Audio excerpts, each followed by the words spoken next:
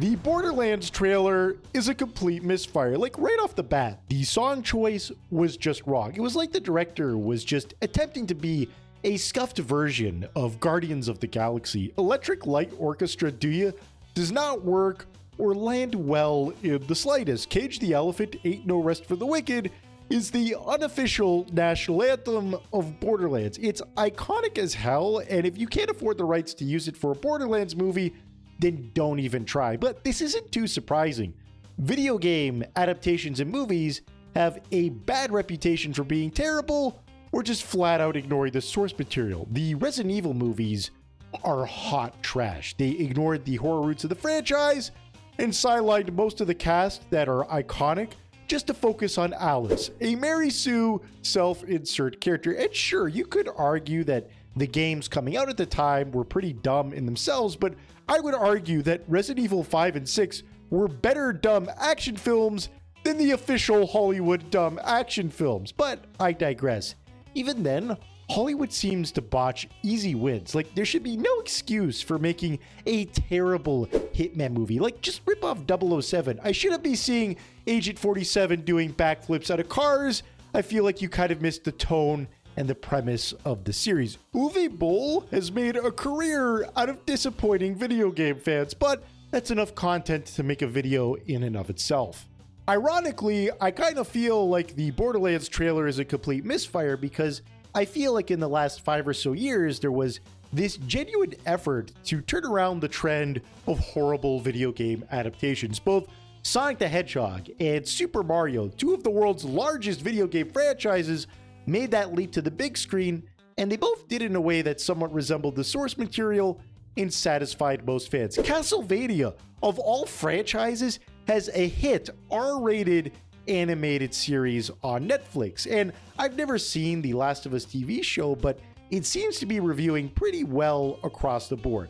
And then this trailer drops, reminding us once again that Hollywood can never be trusted. Half of the actors here look hilariously miscast. They all look like a motley crew of retired skateboarders. Cate Blanchett is way too old to be playing Lilith, and I'm sorry, seeing a wine ant do flips is pure cringe. Kevin Hart isn't even attempting to be Roland, and you know, I've always figured that Roland was supposed to be this badass, stoic ex-soldier type of character, but the way Kevin Hart plays him, he basically just put on some cosplay and went back to his default comedy routine.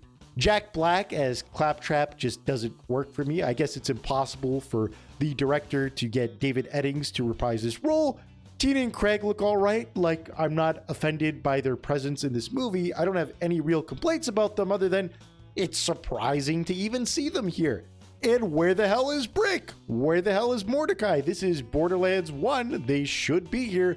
And both of them would look pretty cool on the big screen, especially Brick. Like, imagine some big wrestler reprising that type of role. But maybe it's a blessing in disguise, considering how bad everything else looks. I think you can sum up everything wrong with the Borderlands movie by juxtaposing it with the intro to Borderlands 1.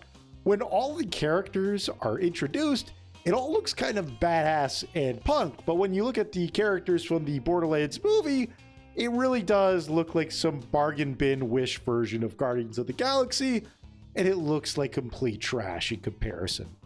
The comments for this trailer on the official Lionsgate channel were completely savage here.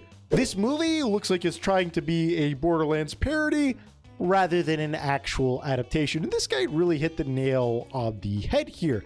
I always assumed that Borderlands was always a funny kind of universe, but it always kind of maintained this punk, badass Mad Max type of style, but this movie instead looks like a garbage last-second Saturday Night Live sketch.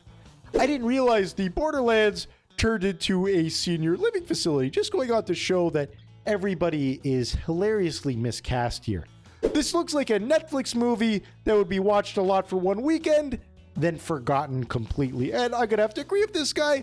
This movie is going to go into the dumpster bin, along with all of the terrible video game adaptations that have come out in existence.